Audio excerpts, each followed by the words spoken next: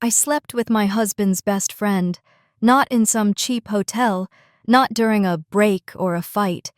I slept with him in my own bed, in our bed. The bed Nathan and I bought together just a year after we got married, the one with the walnut frame and the soft linen sheets he said reminded him of my skin, and he walked in. He came home early from a work trip. No warning, no text. Just the sound of the front door unlocking while Ryan's mouth was still on my neck, while my hand was still gripping the sheets, and everything inside me was still shaking, not from guilt, at least not yet, but from something darker. Something hungrier. I know how it sounds. I know you're probably already judging me, and maybe you should. But if I'm going to tell this story, I want to tell it exactly the way it happened, not the version I've rehearsed in my head at night when I can't sleep, not the one I tried to justify to myself in the shower the morning after. The truth. The ugly, broken, bleeding truth. Because I wasn't always this woman. The kind who cheats, the kind who burns down everything good she's been given just to feel something. There was a time I believed in vows, in loyalty, in keeping promises even when they stopped being romantic and started feeling like obligation. My name is Claire Monroe. I'm 33 years old. I used to work as a freelance editor, mostly fiction manuscripts, the kind of stories where women get happy endings and men say the right things at the perfect time. My life looked okay on the outside, maybe even beautiful. A house in the suburbs, a husband with a good job, a backyard that smelled like rosemary and wild thyme in the spring. But inside it was getting harder to breathe. Not because Nathan did anything wrong. He didn't. He is a good man. The kind of man who refills your gas tank without telling you, who folds the laundry the way you like it, even if he doesn't understand why it matters. He just wasn't there. Not really. He traveled a lot. At first, it was just a few days a month, then a week, then sometimes 2. "It's for us," he would say. "I'm trying to build something bigger." And I believed him, until believing turned into waiting, and waiting turned into silence, and into that silence walked Ryan Carter. Nathan's best friend since college, the guy who made everyone laugh at dinner parties, who always brought the right wine and told stories that made you forget your own. He had a crooked smile that made you feel like he knew something you didn't, and eyes that looked straight through you. He'd been around for years, of course. I was used to him, comfortable even. But something changed. Maybe it was the way he started staying longer after Nathan left for the airport. Maybe it was the way he started looking at me like I was more than just Nathan's wife. Or maybe it was the way I started looking back. I didn't plan to fall. I didn't plan anything. But you don't always notice the moment when curiosity becomes attraction, and attraction becomes danger. It's like drowning in warm water. You don't realize how deep you are until your feet don't touch the ground anymore. So here I am, months later, trying to put into words what I still don't fully understand. I'm not asking for forgiveness. I know better than that. But if you're going to hate me, I want you to at least hate the real version of me. Not the headline, not the stereotype. Just me. Claire, the woman who made a choice one night. A choice that wrecked a marriage, a friendship, and something inside herself she might never get back. We moved into the house on Willow Lane during the spring of 2020, just as the world outside was falling apart. But inside our little home, there was peace, or at least the illusion of it. Nathan called it our sanctuary, a word he'd picked up from a mindfulness podcast he listened to during his runs. I liked the sound of it too. It made me feel like we were building something sacred. The neighborhood was exactly what we thought we wanted. White picket fences, weekly farmers markets, smiling neighbors who waved without asking too many questions. We had a dog named Jasper and a rosemary bush by the porch steps. I worked from home, editing novels and memoirs for writers who poured their hearts into Word documents and sent them to me like confessions. Nathan worked for a fast-growing tech company in San Francisco. He took the train in the early days, then started flying when the company expanded and meetings stretched across time zones. Nathan Monroe. He's the kind of man people feel safe around. Quiet but not cold. He thinks before he speaks, often too long, which used to drive me crazy in the beginning. but I grew to love that about him. He was steady, in a world where everything else felt uncertain. He opened jars without asking, remembered the names of my favorite childhood books, and never once forgot an anniversary. He also trusted too easily, especially with Ryan. Ryan Carter was the complete opposite, loud in a way that felt alive, carefree in a way that made you want to drop whatever responsible thing you were doing and follow him. He was the kind of man who kissed both cheeks when he greeted you, even if you barely knew him. He could talk to anyone, bartenders, Uber drivers, your mom, and somehow they all remembered him. He had this way of making you feel like you were the most interesting person in the room, even if you just said the most ordinary thing. He and Nathan had been best friends since their first year of college. They met during freshman orientation, bonded over a shared love of indie bands and terrible beer. Nathan used to tell me stories about their late-night road trips, dorm room pranks, and heartbreaks that felt like the end of the world at 20. When Ryan got married, Nathan was his best man. And when Ryan got divorced 5 years later, Nathan flew out to Chicago and slept on his couch for a week just to make sure he wasn't alone. That's the kind of loyalty Nathan gave to the people he loved. That's the kind of loyalty he expected in return. Ryan moved back to California shortly after the divorce. He rented a loft downtown and picked up photography again, something he said he abandoned for too long. At first, it was gallery shoots and creative portraits. Then it was destination gigs and a few brand deals. He didn't talk about the money much, which made me think he had enough of it. He became a regular in our lives again. Sunday dinners, weekend hikes, birthdays, and holidays. We were like this oddly balanced trio, slipping back into a rhythm that felt familiar, even cozy. Nathan loved having him around. He said it made him feel more like himself, which I never fully understood. And I didn't mind. Not at first. Back then, it never crossed my mind that I could see Ryan in any other way. He was charming, yes, but harmless. And I was married. Happily married, or at least securely married, which, at the time, I thought was the same thing. But there were moments. Looking back, I can see them clearly now. Little glances across the dinner table that lasted half a second too long. A shared laugh that felt strangely intimate. The way he once touched my lower back as he passed behind me in the kitchen. Gentle, fleeting, but electric in a way I refused to acknowledge. And still, nothing happened. Not for a long time. Nathan was traveling more. New partnerships, investor meetings, team strategy sessions that required him to be gone 2, sometimes 3 weeks at a time. He always left with a kiss and came back with gifts from whatever city he'd been in. But the space between us grew like ivy, slow at first, then wild, then choking. He missed our anniversary one year. I don't mean he forgot. I mean he called from Boston and said, "I'm so sorry, Claire. This deal is huge. It could change everything." So I opened the wine alone, ate cold takeout in the kitchen, and when Ryan texted at 9:30, "Happy anniversary. You okay?" I said, "Yeah, I'm fine." But I wasn't. I was lonely, not just for sex or affection, for attention, for connection, for someone to see me, not just live beside me. And Ryan had this way of looking at me like he saw things Nathan didn't, not because Nathan stopped caring, but because he stopped noticing. It's a slow kind of erosion, that kind of distance. You don't realize a foundation is crumbling until something heavy falls, and suddenly the floor gives out beneath you. That's what this is, I guess. Me, standing in the wreckage, finally tracing the cracks back to where they started. And Ryan, he wasn't the cause. He was just the one waiting when everything else began to fall apart. Nathan started traveling more often around the fall of 2022. What used to be occasional conferences and short meetings became week-long trips, then 10-day stretches that bled into the next calendar month. At first, he was apologetic. Flowers delivered to the house, notes left on the fridge, late-night phone calls where his voice would sound rough and tired, but still loving.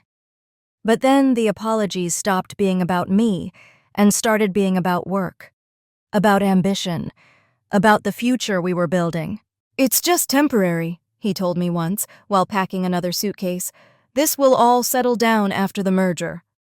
But it didn't, And slowly, the person he packed that suitcase for stopped feeling like me. The house got quieter. My days blurred together. Work, errands, phone calls with my editor. I'd cook for one, eat on the couch, fall asleep with the television on. Sometimes I'd forget when he was due back until he texted from the airport. Other times I'd leave a light on in the hallway, just in case. It's strange how silence has weight. Not the dramatic kind, like yelling or slamming doors, but the quiet that seeps into everything. The way dinner tastes duller when there's no one to talk to. The way a shared bed starts to feel like an empty field. I stopped wearing perfume. I stopped buying fresh flowers for the kitchen. I stopped looking at myself in the mirror the same way. Not because I no longer loved Nathan, but because I wasn't sure I mattered to anyone anymore. Ryan began stopping by more frequently, sometimes with food, sometimes just to drop off something Nathan had forgotten at his apartment. Sometimes, he said, I was in the neighborhood, which of course he wasn't. But I never asked. He brought energy into the space again. He told stories, played music while I cooked, teased Jasper like an old friend. He was a good listener, but not in that still, patient way Nathan was. Ryan listened with his whole body, leaned forward, nodded, laughed in the right places. It felt like oxygen. Attention can be dangerous like that. One evening in November, I had just finished editing a draft from a debut novelist. It was raining, steady and quiet, the kind of rain that makes everything else slow down. I was in the kitchen, barefoot, pouring myself a second glass of wine, when Ryan texted, "Rainy night, you alone?" I should have said yes and left it at that. Instead, I said, "Yeah, you want to come by?" 10 minutes later, he was at the door with Thai food and a bottle of red. We sat on the living room floor, eating from cartons, the dog curled up between us. The conversation drifted from movies to music to memories of college nights gone wrong. At some point, he mentioned Nathan's name, and I felt a flicker of guilt, but it passed as quickly as it came. It wasn't that night, not yet, but something shifted. A line I had once believed was firm suddenly became blurred. He leaned in to tell me something, some joke, I think, and his hand brushed mine. I didn't pull away. I laughed too hard. I touched his shoulder when I didn't need to. When he left that night, he hugged me a little longer than usual, and I let him.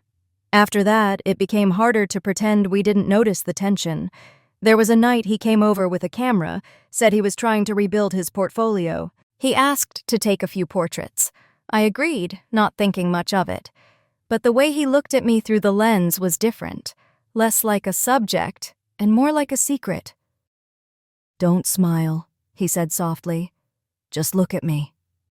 And I did, and I wondered, in that moment, if he could see everything I was trying to hide. The next time Nathan left for a 2-week trip to Seattle, Ryan came over 3 times. Once to bring lunch, once to help fix a broken faucet, once because I told him I couldn't sleep. I didn't lie. I really couldn't. The third night, we stayed up watching old black and white movies on the couch. At some point, my head ended up on his shoulder. His arm found its way around me, and when the credits rolled, he didn't move away. Neither did I. He turned to me, inches away, and asked, "Are we going to pretend this isn't happening?" I couldn't answer. Not out loud. But the way I looked at him, that was my answer. Still, nothing happened that night. But the wanting did. And it was louder than any silence I'd known. That was the beginning. The moment the ground cracked beneath my feet, even if nothing had fallen yet. And deep down, I think I already knew it was only a matter of time. Nathan was gone again. 5 days this time. Austin for a product launch. He kissed my forehead the morning he left, still groggy from sleep, and said, "I'll be back before you even miss me." I remember nodding, pretending to smile, burying my face in the pillow so he wouldn't see that I didn't want to lie. He didn't know how long I'd already been missing him. The first 2 nights passed without incident. I worked late, walked Jasper, watched mindless television with the volume too high just to fill the room. On the 3rd day, Ryan texted around noon. "Coffee?" I almost said no. I should have said no. Instead, I said, "Come by." He arrived 20 minutes later, holding 2 paper cups, wearing that leather jacket that always smelled like rain and cedarwood. His smile was easy, like we were still safe, like there was still time to pretend. We sat on the back porch, watching the wind play with the trees.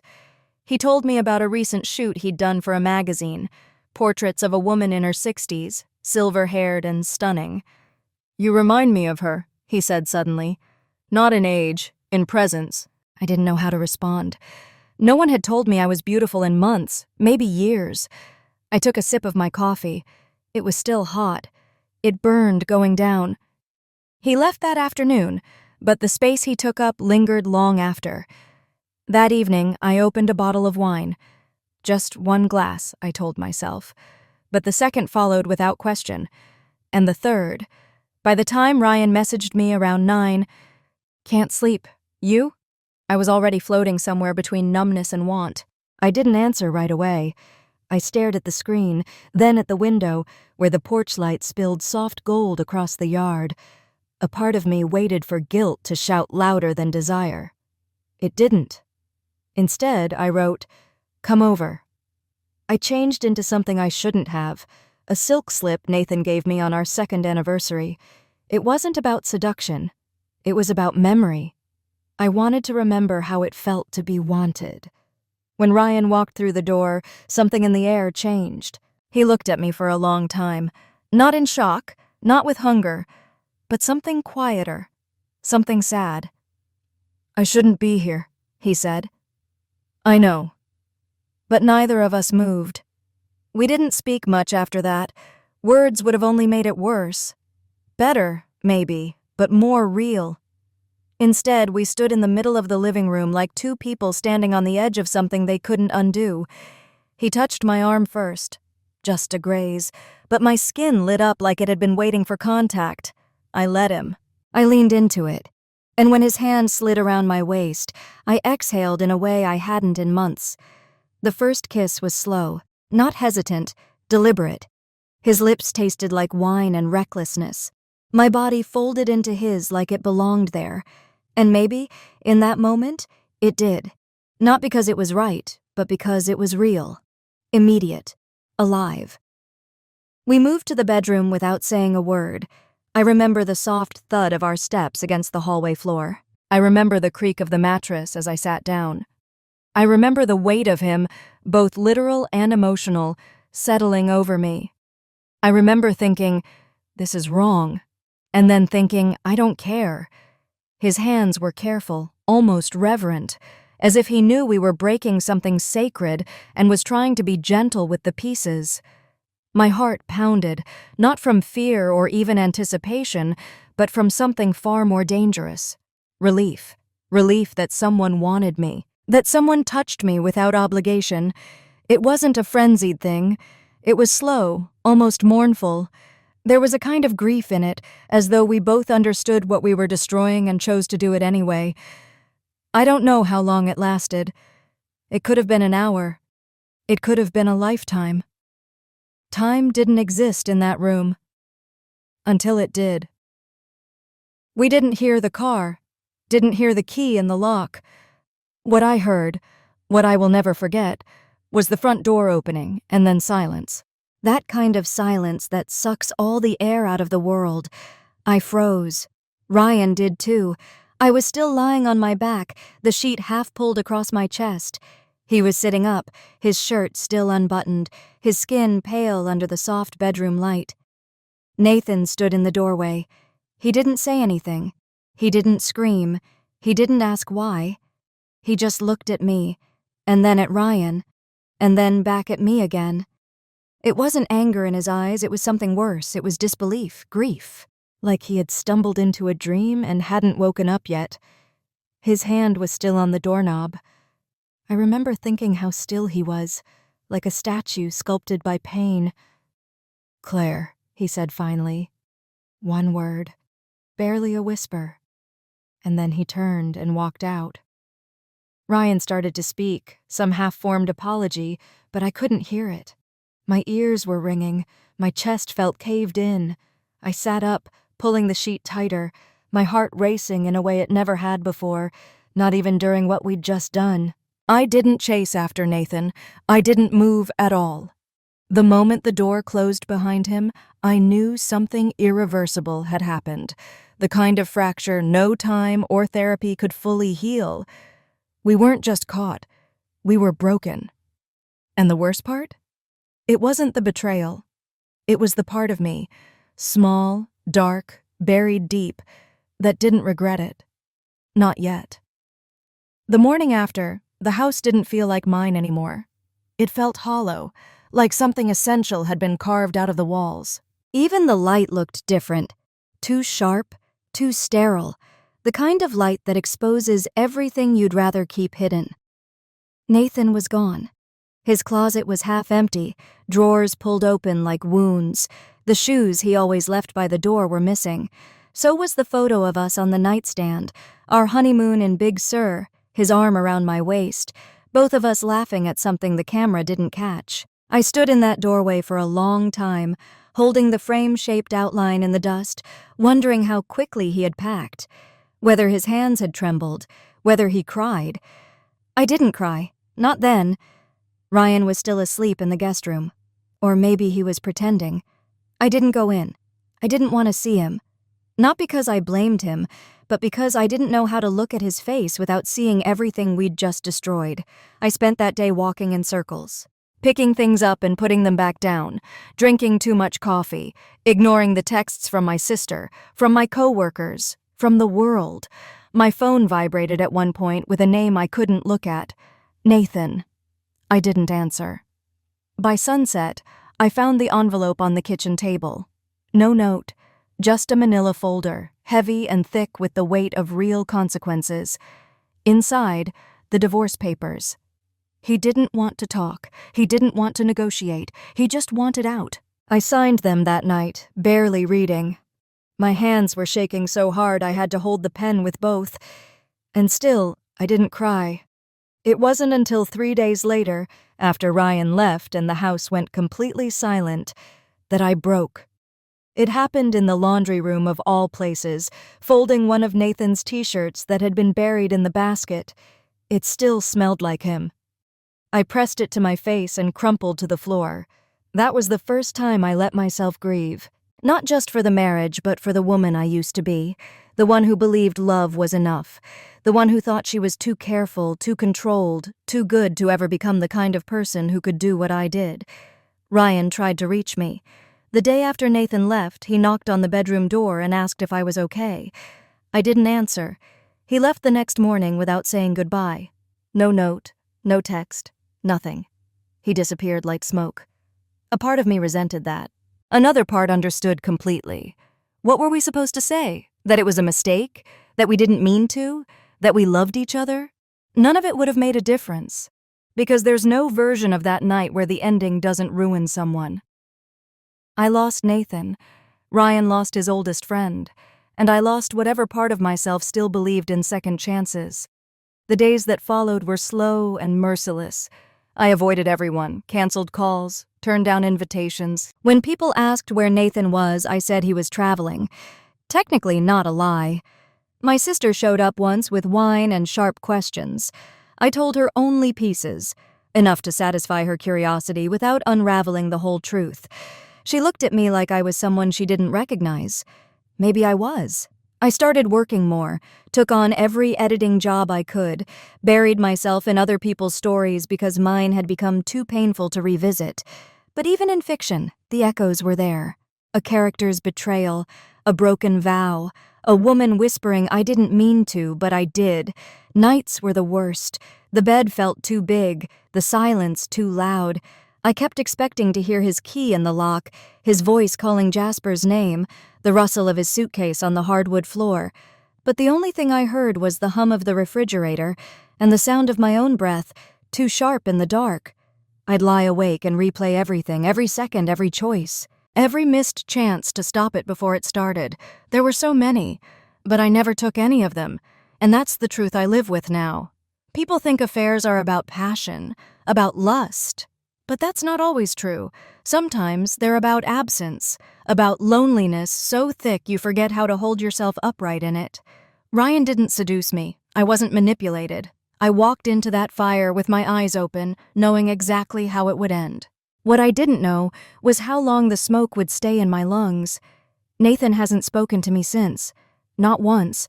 Not through a text, a call, or even a forwarded email from his lawyer. I don't know where he's living now. I don't know if he's dating someone, if he's happy, if he hates me.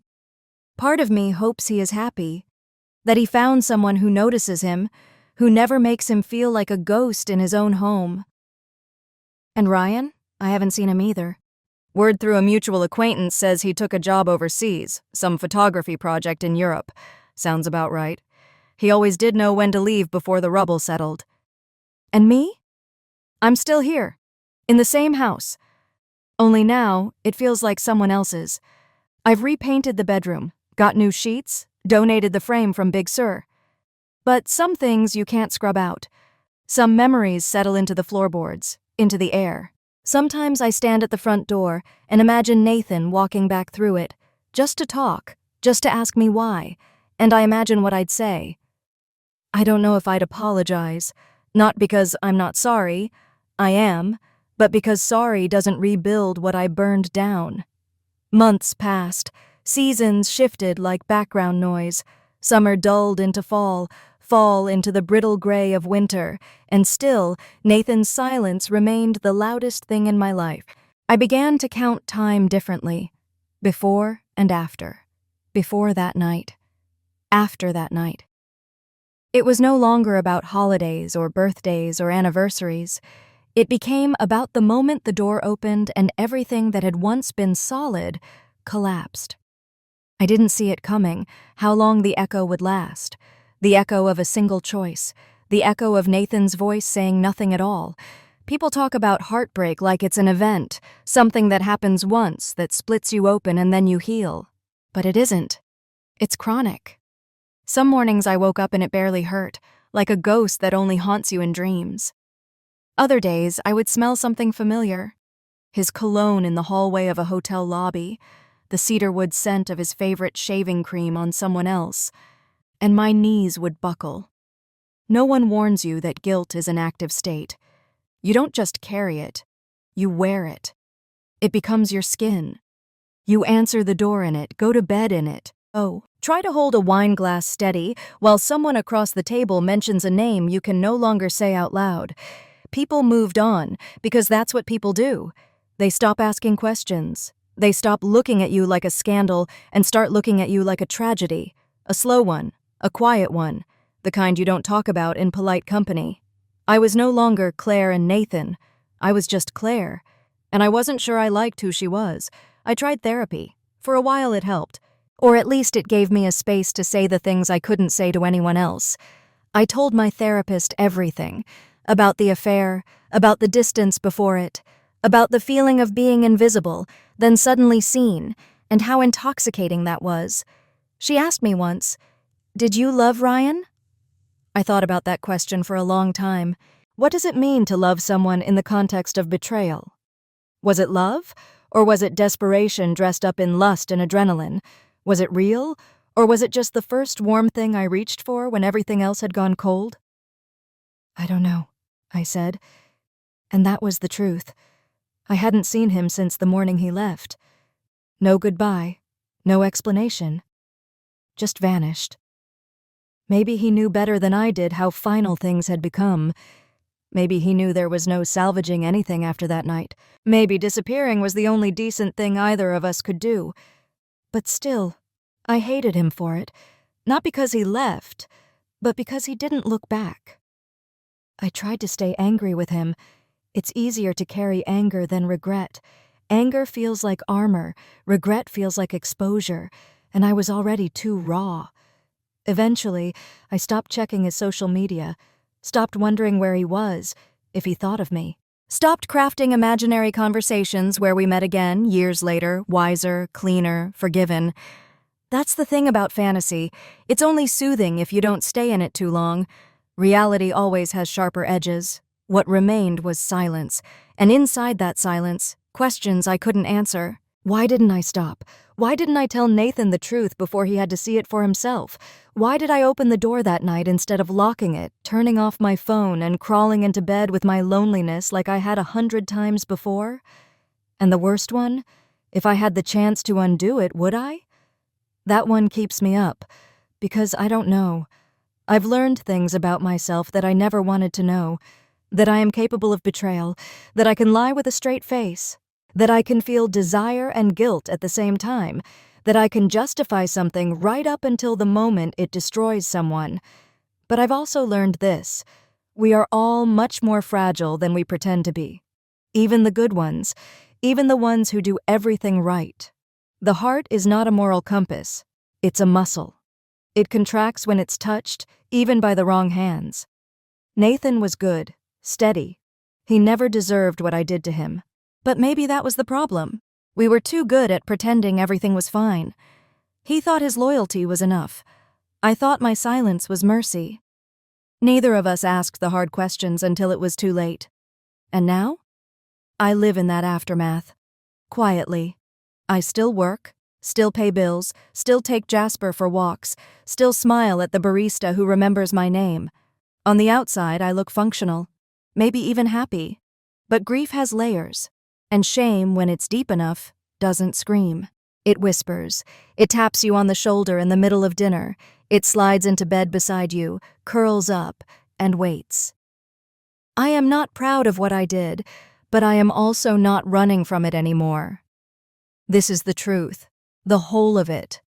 Not the version I tell friends, or strangers, or the ghost of Nathan when I wake up in the middle of the night and forget for a moment that he's gone. Just the truth. I made a choice. I let something inside me break, and in doing so I broke others. And now I live with that. I used to think that forgiveness was something you asked for, a transaction. You confess, they forgive, and then the weight lifts. But that's not how it works. Not when the person you hurt doesn't want to see you again, not when the pain you caused rewrote the way they look at the world. Nathan never gave me that moment. No last conversation, no fight, no yelling or pleading or closure. Just a silence that stretched out over weeks, then months, until it became permanent. A silence that filled in all the cracks where words used to live. There's a different kind of grief when someone is still alive. When they're out there breathing, laughing, building something new, and you're no longer a part of it. It's not like death. There's no funeral, no goodbye, no moment where you're told, now it's time to let go. You just wake up every morning knowing there's somewhere you can't follow. And maybe that's what makes it worse, that they could reach out. But they don't. I told myself I deserved it, that I wasn't owed a conversation or closure or kindness. I had burned that bridge and stood there watching it collapse. But a part of me, maybe the weakest or the most human, still hoped. Some nights, I rehearse what I would say if he ever called. I'm sorry. I was wrong. You didn't deserve what I did. I miss you. But then the voice in my head, the one that sounds like him, answers back. It's too late. And he's right. There's no apology big enough to undo what I chose. And I have to live with that, not as a punishment, but as truth. Sometimes I wonder how different things could have been if I had just spoken up sooner. If I had told Nathan how lonely I felt, how disconnected we were becoming. If I had asked him to stay home. If I had said, I need you, instead of staying quiet and letting the distance grow. But that's the thing about regret. It lives in the past, and I live here, in the present, where nothing changes unless you make it. So, I've started trying. Not at fixing what's gone, that's impossible, but at rebuilding myself, from the ground up. I started going to the gym again, not to punish my body, but to feel it, to move, to sweat, to remind myself that I still exist outside of memory and guilt. I joined a book club, a small one, just 5 women, most of them older, all of them divorced or widowed or quietly broken in their own ways. We talk more about life than literature, and no one asks questions they don't want answers to. I volunteer at a local shelter on Sundays, sorting clothes, handing out food. It's not redemption, but it's something. It feels good to be useful in a way that has nothing to do with penance and everything to do with presence. I even went on a date, just one. A quiet man named Peter who works in landscape design and likes jazz. He was kind and soft-spoken, and I think I scared him with how still I was. I didn't tell him anything about Nathan, or Ryan, or the night that split my life in two before and after. I just let him talk. It didn't go anywhere, and I didn't expect it to. But it felt important to sit across from someone and realize I could still be seen. I think about Ryan sometimes, not often, and not with longing. Just curiosity. Where he ended up, who he's become, whether he thinks of me with regret or just relief. I don't feel anger toward him anymore. What we did was mutual. What we destroyed was shared. But what we left behind? That was mine to carry. And then there's Nathan. Still, even now, there are nights I wake up from dreams where he forgives me, where we sit at the kitchen table with cups of coffee, and he looks at me. Not with love, not even with understanding, but with a kind of peace. I tell him everything. The why, the how, the parts I didn't even understand back then. And when I'm done, he says, "I believe you." Not, "I forgive you." Just that. I believe you. But it's a dream. It always is. And when I open my eyes, I'm still alone. And maybe that's okay. Maybe not all stories end with healing. Some end with scars. Some end with silence. But even silence, I've learned, has texture. Meaning. You can grow around it if you let yourself. So this is my life now. Not the one I wanted. Not the one I planned. But the one I made. With all its cracks and fault lines and sharp edges. And I'm learning to live inside it. To breathe through it. To be still with it. Maybe that's not redemption. Maybe it's not enough. But it's real. And for now, that's what I hold on to. There are nights when everything feels still again, when the world doesn't spin too fast and the silence inside the house feels less like punishment and more like calm. I've come to cherish those nights. They don't come often, but when they do, I let them wrap around me like a blanket. I let myself breathe. I don't think about Nathan as much as I used to. Not in the way I did right after it all fell apart. Those panicked memories, those sharp edges. Now, when I think of him, it's softer. A memory filtered through time. A laugh we once shared in the kitchen, a pair of socks he always forgot to pick up, the way his hand would rest on the small of my back when we crossed a street. He doesn't belong to me anymore. He probably never did. Not really. But for a while, we belonged to something. Each other, or the version of each other we believed in. That version is gone now. I know people would say I deserve to live with this guilt, that I deserve to feel the loss every day. Maybe they're right. I made a choice. I crossed a line, and it doesn't matter how lonely I was or how human I felt in the moment. It was still a betrayal, and it broke something I will never be able to fix. But living with it doesn't mean staying in it. Guilt is a heavy thing. It can crush you if you let it. But eventually, you have to decide what kind of life you want to build in the aftermath. You have to stop reliving the worst moment and start asking yourself what's next. Not as a way to escape what you did, but as a way to prove you can still choose something better. I don't believe in redemption the way I used to. I don't think it's a clean thing or a grand gesture. I think it's small, quiet, often invisible. I think it looks like showing up, like telling the truth when it would be easier to lie, like staying when it's uncomfortable, like letting go of people who no longer owe you anything and wishing them peace anyway. Nathan once told me, back in our first year of marriage, that love is a promise you keep even when it stops feeling good. I didn't understand that back then. I thought love was supposed to feel good. But now I know what he meant. Love isn't always soft. Sometimes love is restraint. Sometimes love is absence. If I could see him one more time, I wouldn't ask for another chance. I wouldn't ask for forgiveness. I wouldn't ask him to come back. I'd just say, "I'm sorry, and I understand why you couldn't stay." Because I do. And if he asked me why I did it, why I let it happen, I don't think I'd give him a clean answer. There isn't one. It wasn't about passion or hate or even love.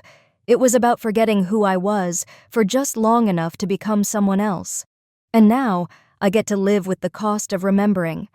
I write this not because I think it will make anything right, but because I need to say it out loud. I need to put it into the world so it doesn't just live in the quiet parts of me. Maybe someone will hear it.